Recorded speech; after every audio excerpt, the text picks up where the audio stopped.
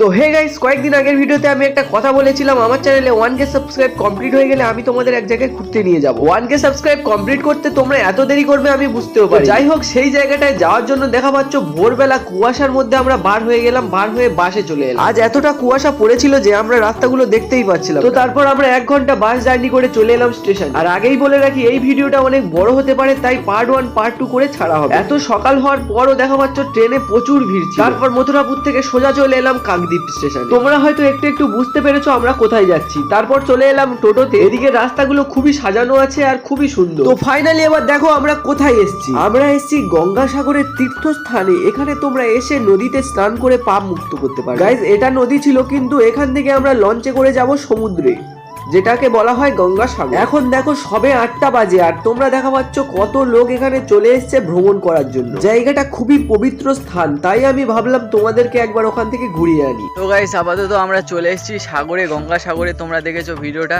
তো আপাতত bag tag রেখে এখানে আশ্রমে আমরা থাকছি। আপাতত এখানে ব্যাগ ট্যাগ রেখে আমরা একটু ঘুরতে বেরিয়েছি। বিকেলে দেখা পাচ্ছি লঙ্কা হয়েছে এখানে, জায়গাটা দেখো। আর এখানে দেখা পাচ্ছেন বেগুন হয়েছে এখানে। জায়গাটা খুবই সুন্দর জায়গা এখানে, যেখানে আমরা থাকছি। আপাতত আজকে এখানে থাকবো, আবার কালকে অন্য জায়গায় যাব, সাগরে যাব। তো পুরো ভিডিওটা দেখো, সাগরে আমরা যাব কালকে। পার্ট 2 দেখার জন্য চ্যানেলটাকে সাবস্ক্রাইব করে পাশে থাকো। ধন্যবাদ সবাইকে, টাটা।